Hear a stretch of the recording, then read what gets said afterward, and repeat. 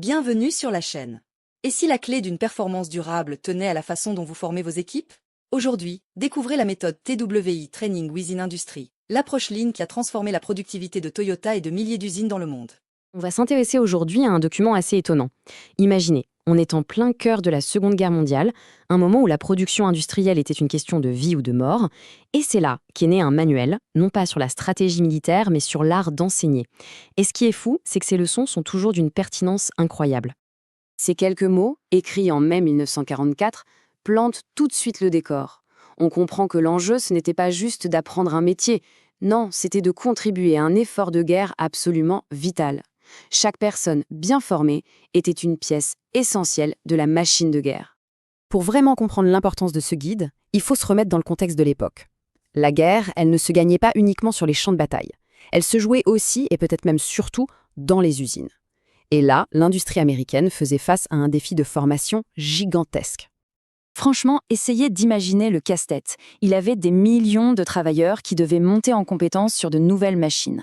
Des centaines de milliers de nouvelles recrues qui n'avaient, pour la plupart, aucune expérience. Et puis, tous ceux qui arrivaient d'autres secteurs. Et le mot d'ordre était simple. Tout le monde devait être efficace et vite. Vraiment très, très vite. Ce qui rend ce manuel si brillant, c'est qu'avant même de proposer sa solution, il commence par analyser ce qui ne fonctionne pas. Le programme a identifié les 2 méthodes d'enseignement les plus répandues à l'époque et aussi les plus inefficaces. La première grande erreur, c'est de se contenter de dire comment faire. Vous voyez le genre? Le formateur se lance dans un grand monologue, une longue explication, en partant du principe que la personne en face va tout absorber et, par magie, transformer les mots en gestes parfaits. Et là, il y a cette instruction dans le manuel qui est presque comique, mais qui est tellement révélatrice. On demande au formateur de mettre littéralement les mains dans ses poches et de cacher son matériel. Pourquoi? Pour le forcer à n'utiliser que les mots. Et ça démontre de manière éclatante les limites du truc. Sans voir, l'apprenti est juste perdu. L'autre extrême est tout aussi mauvais. Ici, c'est l'inverse. Le formateur exécute la tâche en silence en s'attendant à ce que l'apprenti copie simplement ses gestes. Le problème, c'est que l'apprenti va peut-être réussir à imiter les mouvements, mais il ne comprendra absolument rien à la logique, au pourquoi du commun. Donc, on a 2 approches qui échouent, mais pour des raisons différentes.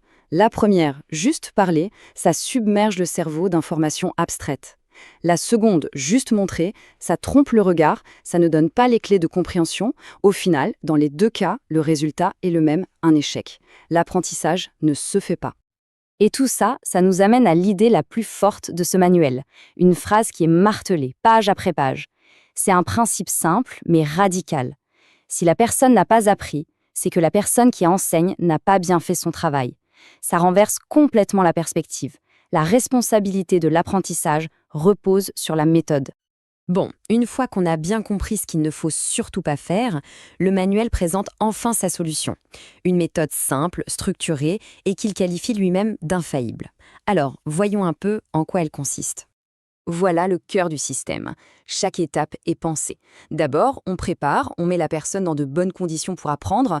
Ensuite, on présente l'opération, mais en combinant le verbal et le visuel. Troisième étape, super importante, on fait essayer. On observe, on corrige et surtout, on demande à la personne d'expliquer ce qu'elle fait. C'est le test ultime de la compréhension. Et enfin, le suivi pour s'assurer que tout est bien ancré sur le long terme. Mais il y a un ingrédient secret, une sorte d'étape zéro qui rend tout le reste possible. C'est le travail de préparation que le formateur doit faire en amont, avant même de rencontrer l'apprenti. L'idée est d'une simplicité désarmante. On ne peut pas enseigner clairement quelque chose qui n'est pas parfaitement clair dans sa propre tête. Cette décomposition du travail, ce n'est donc pas un document pour l'élève, c'est un outil de clarification mentale pour celui qui va enseigner, une note pour soi-même. Pour bien illustrer ça, le manuel prend un exemple. Apprendre à faire un nœud spécifique, le nœud d'assureur incendie.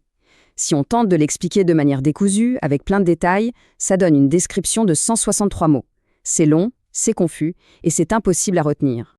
Par contre, une fois que ce même travail a été correctement décomposé en étapes simples et en points clés, la même instruction ne prend plus que 36 mots. La différence est énorme. C'est toute la puissance de la simplification qui est là. Et là voilà, cette fameuse décomposition. C'est limpide, non? 5 étapes claires. Pour chacune, 1 ou 2 points clés, les trucs à ne surtout pas rater. C'est tout.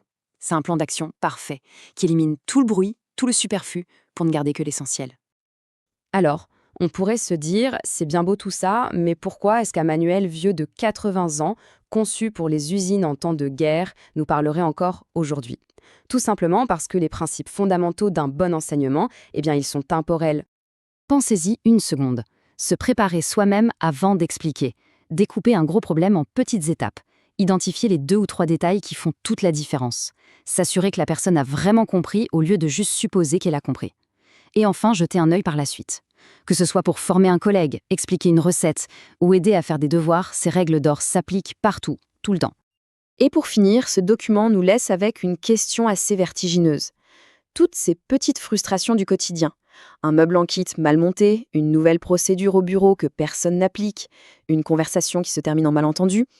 Et si au fond, tout ça n'était que des problèmes d'enseignement? Un moment où l'information a été mal transmise, mal expliquée, la réponse pourrait bien changer notre façon de voir beaucoup, beaucoup de choses. Vous connaissez maintenant le TWI, un levier puissant de formation pour instruire, standardiser et améliorer les performances au quotidien de votre entreprise. Vous pouvez télécharger notre guide gratuit en description de cette vidéo.